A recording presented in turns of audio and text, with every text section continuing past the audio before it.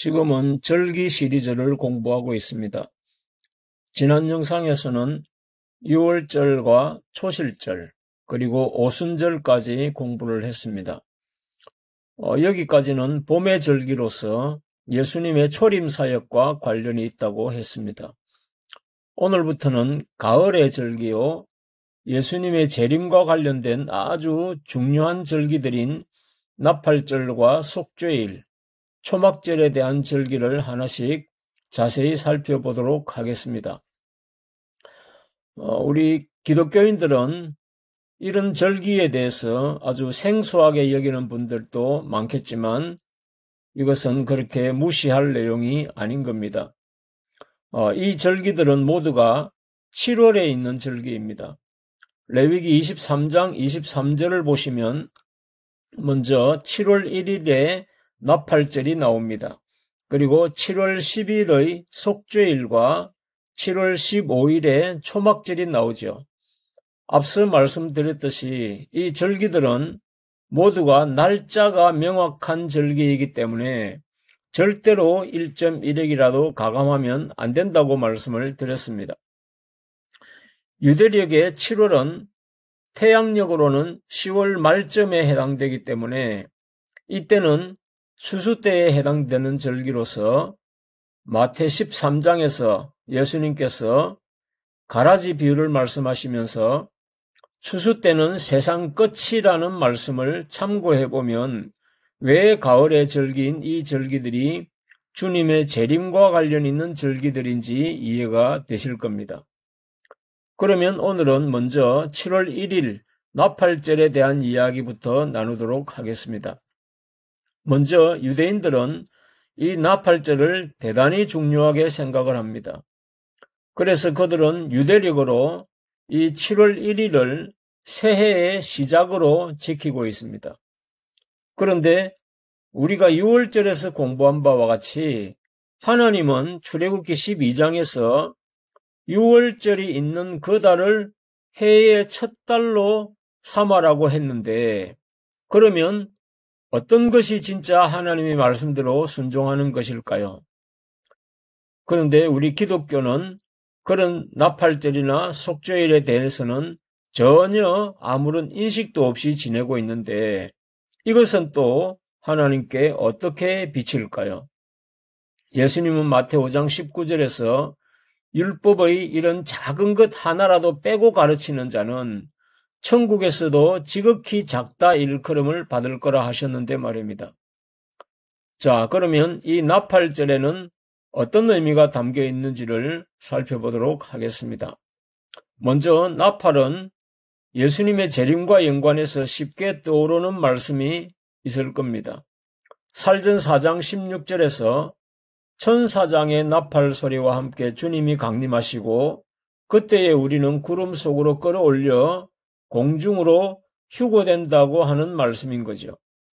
아마도 이 성경 내용을 모르는 분은 별로 없을 겁니다. 많은 기독교인들이 공중 휴거는 기다리면서 이런 나팔절 절기에 대해서는 얼마나 알고 있을까요?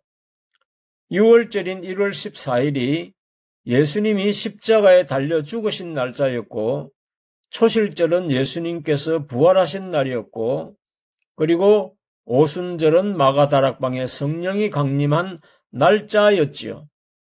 그렇다면 나팔절인 이 7월 1일은 공중에서 재림의 나팔이 불리게 되는 날짜와 관련 있는 것은 아닐까요? 왜 우리 기독교는 이런 중요한 의미를 담고 있는 이런 절기들에 대해서, 특히 이 나팔절 절기에 대해서는 아무런 관심도 기울이지 않고 있는 걸까요? 이미 타락한 기독교인들은 그렇게 무관심하게 흘러간다 할지라도 깨어있는 성도들이라면 이런 말씀의 의미를 찾고 구하고 두드려야 하지 않을까요? 찾지도 구하지도 않는 사람들은 이런 말씀을 들어도 아무런 감흥이 없을 겁니다. 오히려 고리타분하게만 느껴지겠지요. 그러나 찾고 구하고 두드리던 사람에게 이런 진리를 주면 아마도 마치 밭에 감추인 값진 진주를 찾은 듯이 기뻐하고 감사할 겁니다. 여러분들은 이런 말씀을 들으시면 어떻습니까? 자, 다시 본론으로 돌아와서 6월절이 초림 예수님의 사역 시간표의 첫 단추였다면 이 나팔절은 재림 역사 시간표의 첫 단추라 해야 할 것입니다. 7월 1일 나팔절, 7월 10일 속죄일, 7월 15일 초막절은 한 달 안에 연동해서 나타나기 때문에 이들은 한꺼번에 같이 반드시 익혀두셔야 할 내용인 것입니다. 자, 우선 나팔절을 공부하시려면 여러 번 말씀드린 것처럼 성경상에서 나팔과 관련된 기록이 어떤 게 있는지를 먼저 살펴봐야 하겠지요. 나팔과 관련된 중요한 내용으로 잘 알려진 것은 여호수아가 가나안 땅을 정벌하기에 앞서 여리고성을 무너뜨릴 때 7 제사장들이 7일 동안 7개의 나팔을 불어 무너뜨린 사건일 것입니다. 그리고 또 하나 빼먹어서는 안 될 말씀이 계시록 8장에서부터 소개하고 있는 7개의 나팔의 내용일 것입니다. 이 2개의 기록은 이 나팔절을 이해하는 데 참으로 중요한 소재가 되는 말씀이 아닐 수가 없는 것들인 것입니다. 자, 이 두 사건에는 아주 중요한 공통점이 있습니다. 먼저 여호수아 사건에서는 하나님께서 약속하신 가나안 땅을 점령해 들어가는 첫 관문의 사건으로 이는 전체 가나안 땅을 점령할 것에 대한 상징성이 있는 것이죠. 가나안 땅은 단지 하나의 국가가 세워진다는 의미를 넘어 거룩하신 하나님의 나라가 하늘에서 이룬 것처럼 이 땅에 이룬다는 그런 상징성이 담긴 것이기도 하고, 더 나아가서는 아담의 범죄로 잃어버린 하나님의 나라 에덴 동산을 다시금 재현하려 하신다는 그런 깊은 의미를 담고 있는 것이기도 한 것인 겁니다. 그리고 여호수아 때의 7 나팔 사건은 재림 때에 나타날 계시록에 나오는 7 나팔 사건에 대한 예언적인 의미와도 겹쳐지는 것인 거고요. 그리고 계시록에서도 여호수아 때처럼 7개의 나팔이 하나씩 시차를 두고 불려지다가 마지막 나팔 7째 나팔에서 결정적인 일이 벌어지게 되는 것도 비슷한 구도로 진행되는 것을 알 수가 있습니다. 여호수아 때와는 달리 계시록에서는 계시록 11장 15절에서 7째 나팔이 불려질 때 단지 가나안 땅인 이스라엘의 회복으로 머무르는 것이 아니라 온 세상 나라가 주와 그리스도의 나라가 되고 주께서 세세토록 왕노릇 하신다고 하므로 이는 예수님의 재림을 통해 이 세상에 진정한 하나님의 나라가 건설될 것을 말하고 있는 겁니다. 이것은 그야말로 여호수아 사건이 재림 역사를 위한 예표적이고도 예언적인 의미를 담고 있는 것으로도 볼 수 있는 겁니다. 여기서 우리가 하나 주목할 사실은 살전 4장 14절 이후 말씀에서는 천사장의 나팔 소리와 함께 공중휴거 사건이 있을 것으로 표현하고 있지만 계시록 11장 15절에서는 휴거에 대한 표현은 없고 오히려 세상 나라가 주와 그리스도의 나라로 바뀐다는데 강조점이 있다는 겁니다. 그리고 7째 나팔이 불려지고 일어나는 사건은 이어지는 12장에서 해를 입은 여자에게서 붉은 용이 잡아먹으려고 기다리는 가운데 남자 아이가 태어나고 그 아이는 하늘 보좌로 올라간다고 하는 겁니다.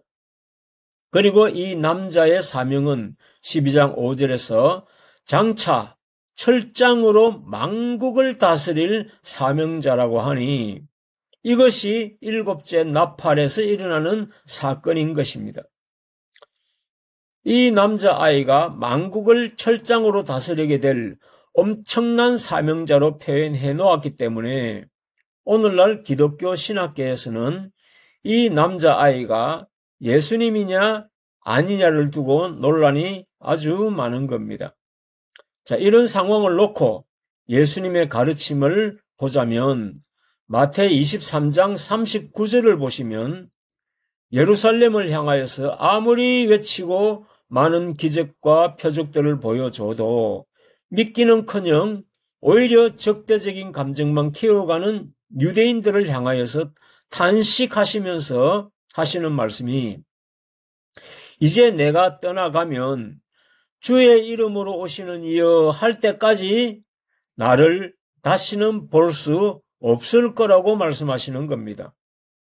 이는 이제는 주님을 다시 볼 수 없게 된다는 것이고 주님 대신에 주님의 이름으로 오신 이를 통해서만 예수님을 볼 수 있다고 하시는 겁니다. 그것도 이 남자아이는 구름을 타고 하늘에서 내려오는 것이 아니고 해를 입은 여자에게서 태어나는 것으로 표현하고 있으니 이를 어쩝니까? 이는 이사야 7장 14절에서 처녀에게서 예수님께서 태어나실 것을 예언하신 말씀 그대로 마리아의 몸을 통해 이 땅에 오셨듯이 이 남자아이도 그렇게 육체로 여자의 몸을 통해 나타날 사명자로 봐야 하지 않겠느냐 하는 것입니다. 그러나 기독교의 모든 목자들은 절대로 이렇게 해석하는 것을 원치 않을 것입니다. 왜냐하면 이 남자아이가 실체적으로 특정한 한 사람으로 이 땅에 오는 것을 인정했다가는 언젠가는 이 남자아이가 등장하는 순간 이 남자아이에게 마태 21장의 포도원 농부들처럼 자기의 모든 소유를 내놓아야 하기 때문인 것입니다. 서기관과 바리새인들이 예수님을 거부한 이유도 바로 이런 기득권을 내어놓기 싫어서 예수님을 거부했고 결국은 아들이신 예수님을 십자가에 못 박아 죽여버렸던 것입니다. 그러나 계시록의 마지막 나팔 소리로 남자아이가 출현을 하겠지만은 그렇다고 곧 바로 남자아이가 출현하자마자 세상 나라가 그리스도의 나라로 곧바로 바뀌는 것은 아니라는 겁니다. 그것은 장차라는 말씀도 있거니와 그리고 계시록 13장 이후의 사건이 계속 이어지는 것을 보면 알 수 있는 거지요. 여호수아 때 7 나팔 소리에 여리고성이 무너진 것은 전체 가나안 땅을 점령하게 될 것이라는 신호탄을 쏜 것에 불과한 것이었듯이 남자의 출현은 세상 나라를 주님의 나라로 바꿀 만반의 준비가 되었다는 하나님의 선포인 것이었던 겁니다. 여러분들, 세상이 언제까지 이렇게 악의 무법천지가 되어 경건한 후손들이 고통당하는 세상이 되어야 할까요? 그리고 이런 일들이 어찌 사람의 힘과 능력으로 가능할 수 있겠습니까? 6,000년간 이어져 온 이런 악의 순환고리를 잘라내고 거룩한 하나님의 나라를 세워가시는 이런 일은 하나님의 특단적인 조치가 필요한 일일 것이고 그것이 7째 나팔로 사인을 보이신 것이라는 겁니다. 그리고 7째 나팔에서 일어날 또 다른 중요한 사건이 하나 있는데 그것은 고전 15장 51절 이후에서 소개하고 있는 것입니다. 자, 여기에서도 세상이 알지 못하는 큰 비밀이 있는데 그 비밀은 바로 마지막 나팔과 관련된 비밀이라는 것입니다. 7개의 나팔이 있는데 그 중에 마지막 나팔이라 그러면 7번째 나팔인 거겠죠? 그 마지막 나팔 소리가 들리면 어떤 비밀스러운 일들이 벌어지느냐? 그것은 바로 사망이 끝이 나고 죽음이 사라지는 천지가 개벽할 일이 벌어진다는 겁니다. 세상 나라가 하나님의 나라로 바뀌는 일도 천지가 개벽할 일인데 여기서는 사망이 이김에게 삼킨 바 된다고 합니다. 그렇게 되면 이 죽을 것이 죽지 않을 것으로 다시 살고 이 썩을 것이 썩지 않을 것으로 다시 산다는 겁니다. 사망아, 너의 이기는 것이 어디 있느냐? 사망아, 너의 쏘는 것이 어디 있느냐? 사망이 쏘는 것은 죄요. 죄의 권능은 율법이라 하였는데 그 그리스도의 은혜로 그 죄와 사망의 권능들을 이기게 해 주신다는 겁니다. 그렇지만 이 나팔절에 나팔을 분다고 이 모든 것이 한꺼번에 이루어진다는 것은 결코 아닌 것입니다. 왜냐하면 나팔절 절기가 지나면 바로 7월 10일에 속죄일 절기가 있고 그 이후 7월 15일에는 초막절 절기가 있기 때문인 것입니다. 다만 이 나팔절은 이 엄청난 마지막 하나님의 구원 역사를 위한 첫 단추와 같은 사건인 거고 이 위대한 하나님의 구원 역사를 본격적으로 시작한다는 천상의 선포식에 해당하는 거라는 겁니다.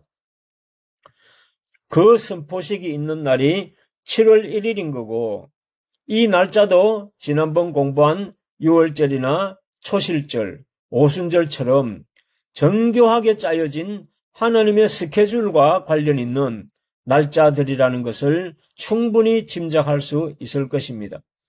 오늘날 기독교인들은 사람이 세운 엉뚱한 절기만 지키느라 정작 하나님께서 지키라고 주신 율법은 깡그리 다 잊고 있으니 이런 모습으로 어떻게 주님의 재림을 맞이할 수 있겠습니까? 이사야 18장 3절에서는 세상의 모든 거민, 지상에 거하는 모든 너희여, 산들 위에 기호를 세우거든 너희는 보고 나팔을 불거든 너희는 들으라고 하십니다. 요엘서 2장 1절에서는 구체적으로 나팔을 불게 되는 그 산 이름을 시온이라 하시며 시온에서 나팔을 불며 나의 성산에서 호각을 불어 이 땅 거민으로 다 떨게 하라고 하시는 겁니다. 그 시온산을 계시록 14장에서는 14만 4천 철 열매들이 모이는 곳이라고 소개하고 있는 것이니 이런 하나님의 신호를 알아차리지 못하면 절대로 예수님의 재림 역사에 동참할 수 없게 되는 것인 겁니다. 이 유튜브 영상을 보시는 분들은 한 번쯤 생각해 보시길 바랍니다. 이 영상의 메시지가 그 나팔 소리가 아닌지 말입니다. 초림의 예수님께서도 3년 동안 이스라엘 전역을 돌아다니시며 온갖 기적과 표적을 보이시면서 메시아가 왔노라고 나팔을 부셨던 겁니다. 그러나 그 나팔 소리를 듣고 알아본 사람들은 마가다락방에 모인 120명 밖에는 없었던 것입니다. 여러분들, 나팔 소리가 저 하늘 구름 위에서 천사들이 모여 트럼펫을 불 것이라고 생각하시면 이는 크나큰 착각인 것입니다. 요나가 니느웨에서 나팔을 불었듯이 예수님께서도 3년 동안 전 이스라엘을 누비며 말씀의 나팔을 부신 겁니다. 예수님께서 땅에서 나팔을 부실 때에 하늘에서는 천사들이 함께 나팔을 불지 않았겠습니까? 저 예수님의 복음의 나팔 소리를 잘 들으라고 말입니다. 이를 알고 계셨다는 듯이 예수님은 마태복음 23장에서 서기관과 바리새인들을 호통치시면서 그것도 7번을 반복하신 말씀이 있는 겁니다. 무엇일까요? 화 있을진저 서기관과 바리새인들이여를 7번을 반복하신 건 말입니다. 이 말씀 또한 이런 7의 나팔이라는 맥락에서 이해를 해야 하는 것인 겁니다. 계시록에서는 어디 7 나팔뿐이었겠습니까? 7의 인의 재앙에다가 7의 대접 제한까지 있었지만 새 속에 찌들려 둔하여진 사람들에게는 아무런 소용이 없는 것인 겁니다. 눈이 멀어 소경이 되고 귀가 멀어 귀머거리가 된 인생들은 예수님의 어떤 표적과 기적도 알아보지 못했고 예수님의 귀한 사인들도 전혀 알아차리지 못했던 것입니다.